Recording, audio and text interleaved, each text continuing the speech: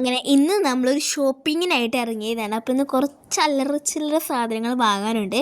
അങ്ങനെ ഫസ്റ്റ് തന്നെ ഒരു കടയിൽ പോയി നമ്മൾ ഉദ്ദേശിച്ച സാധനം കുറേ നോക്കി, പക്ഷെ കിട്ടിയില്ല. അങ്ങനെ ഒരു കടയിൽ പോയി ഇറങ്ങി. രണ്ടാമത് നമ്മൾ നേരെ വിട്ടത് ഗിഫ്റ്റ് ഹൗസിലേക്കാണ്. ഇവിടെ കിട്ടാത്തതായിട്ട് ഒന്നുമില്ല.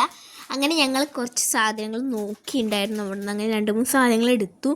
അങ്ങനെ വന്ന് കയറിയപ്പോൾ തന്നെ ഓരോ സാധനങ്ങളും നോക്കി നടന്നു. അതിന് ശേഷം നമ്മൾ നേരെ വിട്ടത് ഹോം എന്ന് പറഞ്ഞിട്ടൊരു ഷോപ്പുണ്ട്. കുന്നംകുളത്ത് പുതിയതായിട്ട് വന്നതാണ്. ഒരു രക്ഷയില്ല. ഹോം ഡെക്കോർ ആയാലും സോഫ്റ്റ് ടോയ്സ് ആയെങ്കിലും എല്ലാതും ഉണ്ട് അവിടെ. എന്ത് അടിപൊളി കടയെന്ന് അറിയുമോ. അവിടെ മെയിനായിട്ടുള്ളത് സ്റ്റാൻഡ് മിററാണ്. അത് അടിപൊളി. അവിടെ നിന്നൊക്കെ ഫോട്ടോ എടുക്കാൻ നല്ല രസമുണ്ട്.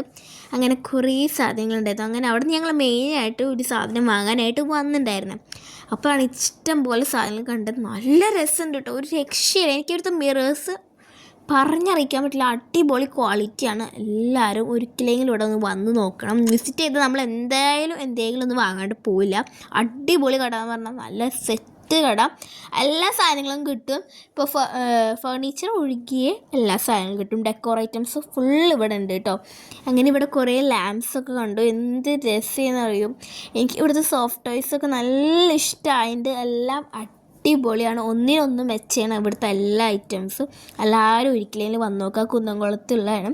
ടൗൺ ജുമാ മസ്ജിദിൻ്റെ തൊട്ടടുത്തായിട്ടാണ് ഈ ഹോം എന്ന് പറഞ്ഞിട്ടുള്ള കട വരുന്നത്. എല്ലാവരും മസ്റ്റ് ട്രൈ ആയിട്ട് ഇത് വിസിറ്റ് ചെയ്യണമെന്ന് തന്നെ ഞാൻ പറയും. കണ്ണടച്ചെടുത്ത സാധനങ്ങൾ വാങ്ങുക. അടിപൊളി ക്വാളിറ്റിയാണ്, ഒരു രക്ഷയില്ല. ഇവിടെ ഇഷ്ടം പോലെ അടിപൊളി ക്ലോക്കുകളുണ്ട് കേട്ടോ, പല ഡിസൈനിൽ. എനിക്കിടുത്ത ക്ലോക്കുകളുടെ കളക്ഷൻ ഭയങ്കര ഇഷ്ടമായി. അങ്ങനെ ഞങ്ങൾ മെയിനായിട്ട് വന്ന ഈ പറഞ്ഞ സാധനം വാങ്ങാനായിരുന്നു. അങ്ങനെ അത് വാങ്ങിച്ചു. പിന്നെ വേറെ 2-3 സാധനങ്ങൾ വാങ്ങിച്ചു. പിന്നെ നല്ല വിശപ്പുണ്ടായിരുന്നു, ഉച്ചയായി. അങ്ങനെ നേരെ വിട്ടത് കുട്ടൻ ബിരിയാണി കഴിക്കാനായിരുന്നു. അതൊക്കെ കഴിച്ച് കഴിഞ്ഞ് നേരെ വിട്ടത് സഫയ്ക്ക് ചെരുപ്പ് വാങ്ങാനുണ്ടായിരുന്നു. അതിനാണ് വിട്ടത്. പക്ഷെ ഞാൻ എൻ്റെ ഒരു സൈഡിൽ നിന്ന് 2-3 എണ്ണം നോക്കുന്നുണ്ടായിരുന്നു. അങ്ങനെ സഫ 2-3 എണ്ണമൊക്കെ ട്രൈ ചെയ്ത് നോക്കി. അവൾ ഉദ്ദേശിക്കുന്ന സാധനം അവൾക്ക് ഇതുവരെ കിട്ടിയില്ല. അങ്ങനെ കുറച്ച് ചെരുപ്പുകൾ നോക്കി. ഭയങ്കര തിരച്ചിലാണ്. ഞാനാണെങ്കിൽ ഇങ്ങനെ അത് രസമുണ്ട്, ഇത് രസമില്ല അങ്ങനെ പറഞ്ഞ് നടക്കുന്നത്. അങ്ങനെ ഇവൾക്ക് വേണ്ടി നോക്കിയ ചെരുപ്പുകളാണ് ഈ കിടക്കുന്നത്. ഇടയിൽ എനിക്ക് വേണ്ടത് നോക്കുന്നത് കേട്ടോ. അത് ഈ കിടക്കുന്നതൊക്കെ സഫയ്ക്ക് വേണ്ടി നോക്കിയ ചെരുപ്പുകളാണ്. അങ്ങനെ അവിടെ ഞങ്ങൾ 2 ടൈപ്പ് ചെരുപ്പ് വാങ്ങിച്ചു. അവൾക്ക് ഭയങ്കര ഇഷ്ടമായി. പിന്നെ നേരെ വിട്ട് ഞങ്ങൾ ലസ്സി കുടിക്കാനാണ്. അങ്ങനെ സഫ ഒരു അവക്കേടോടെയും ഞാനൊരു ചിക്കു ഫ്ലേവറിലുള്ളത് വാങ്ങിച്ചിട്ടുണ്ടായിരുന്നു.